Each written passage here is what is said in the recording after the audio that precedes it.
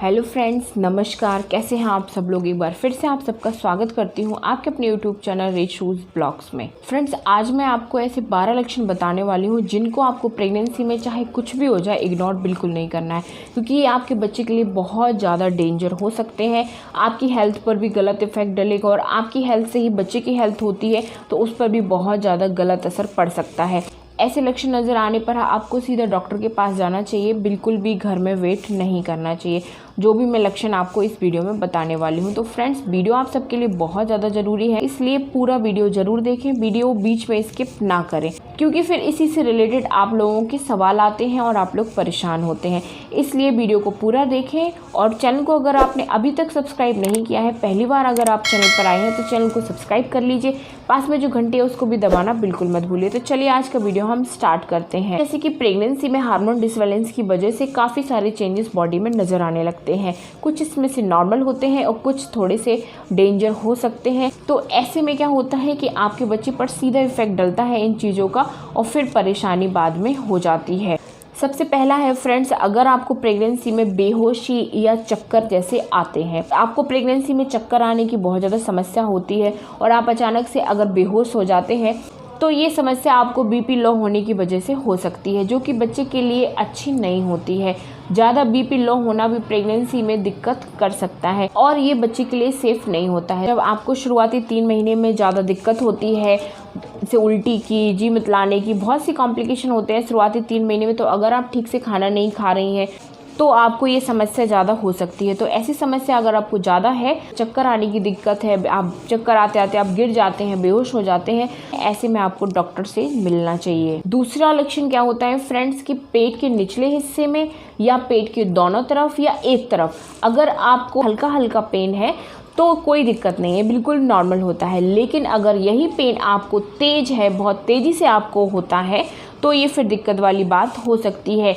ये मिसकैरेज का कारण भी हो सकता है, या फिर अगर आपको सेकेंड या थर्ड ट्राइमेस्टर में ऐसा हो रहा है तो ये प्रीमेच्योर डिलीवरी का संकेत भी हो सकता है। कभी कभी ये दर्द क्या होता है कि प्लेसेंटा टूटने की वजह से भी हो सकता है या फिर प्लेसेंटा के सिकुड़ने की वजह से भी हो सकता है। जब प्रेगनेंसी में प्लेसेंटा टूट जाएगा या फिर सिकुड़ जाएगा, सूख जाएगा, तो सोचिए बच्चे पर क्या इफेक्ट पड़ेगा। जब प्लेसेंटा ही बच्चे की ज़िंदगी होती है, प्लेसेंटा से ही बच्चे को सारे पोषक तत्व, ऑक्सीजन, सब कुछ मिलता है। उसी में जब दिक्कत आ जाएगी तो बच्चे पर बहुत ज़्यादा असर पड़ सकता है। इसलिए अगर आपको ऐसा दर्द पेट के निचले हिस्से में ज़्यादा दर्द या फिर पेट के दोनों साइड आपको दर्द रहता है या एक साइड ज़्यादा तेज़ दर्द रह रहा है, तो आपको ऐसे में तुरंत डॉक्टर को मिलना चाहिए, डिले नहीं करना चाहिए।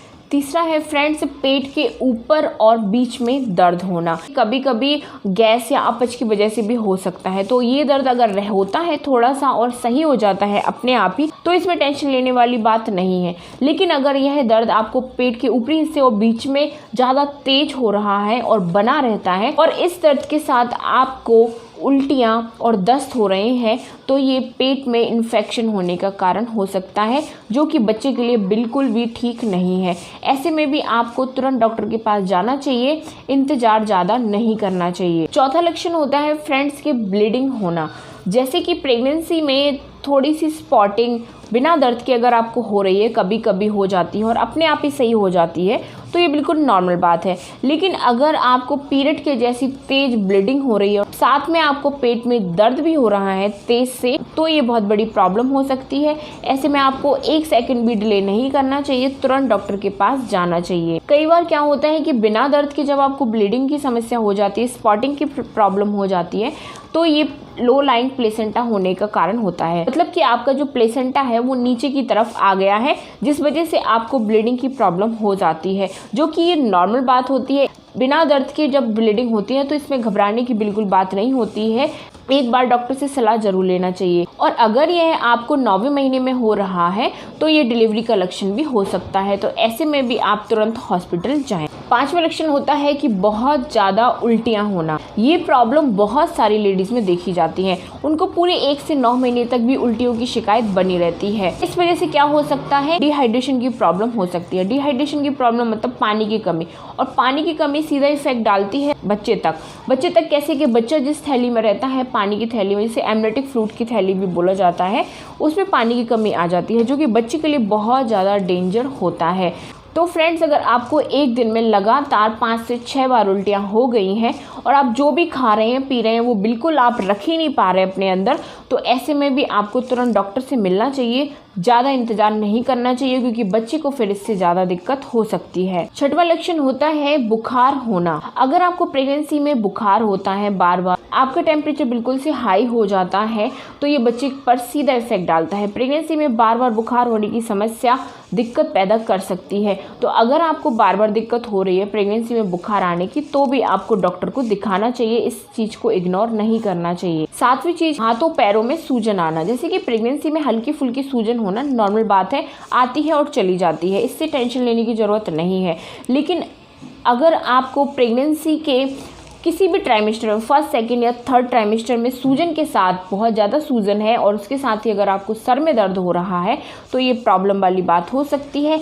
ऐसे में आपको डॉक्टर से कांटेक्ट जरूर करना चाहिए, डॉक्टर की सलाह जरूर लेनी चाहिए। आठवां लक्षण है कि यूरिन पास करते टाइम अगर आपको दर्द और जलन महसूस हो रही है, तो ये भी दिक्कत वाली बात हो सकती है। ये यूटीआई का सिम्टम होता है। ऐसे में क्या होगा कि जब भी आप यूरिन पास करने जाते हैं, तो आपको पेट के निचले हिस्से में तेज दर्द होगा, साथ में जलन होगी, गंदी सी स्मेल आएगी और साथ में शायद आपको स्पॉटिंग भी नजर आ सकती है। आप जब भी ऐसा देखते हैं तो आपको तुरंत डॉक्टर के पास जाना चाहिए।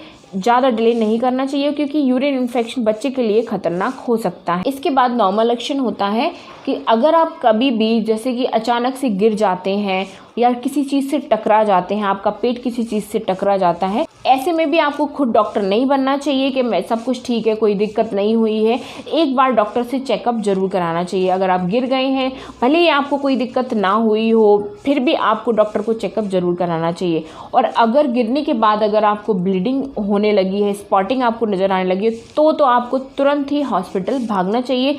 घर में बैठकर इंतजार नहीं करना चाहिए। इसके बाद का लक्षण है हलचल कम हो जाना। जैसे कि फ्रेंड्स, 5 महीने के बाद हलचल फील होना आपको स्टार्ट हो गई।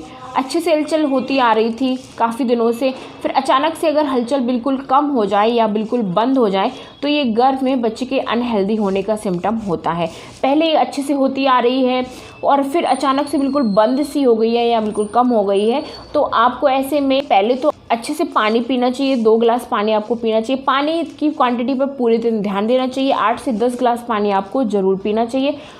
फिर आप क्या करें कि जब पानी पी लें तो उसके बाद आप लेफ़्ट करवट लेकर लेट जाएं। लेफ़्ट करवट लेकर जब आप लेट जाएंगी, तो अगर आपको 2 घंटे के अंदर अंदर अगर मूवमेंट फील हो रहे हैं अच्छे से जैसे होते आ रहे थे, तो फिर ये बिल्कुल नॉर्मल बात है, आपको टेंशन लेने की ज़रूरत नहीं है। और अगर आपको मूवमेंट उस टाइम फिर बिल्कुल भी फील नहीं हुए, ये सब करने के बाद भी, रेस्ट करने के बाद भी, पानी पीने के बाद भी, तो फिर आपको तुरंत डॉक्टर के पास जाना चाहिए, इंतज़ार नहीं करना चाहिए। 11वां लक्षण है प्राइवेट पार्ट से कंटिन्यू डिस्चार्ज होना।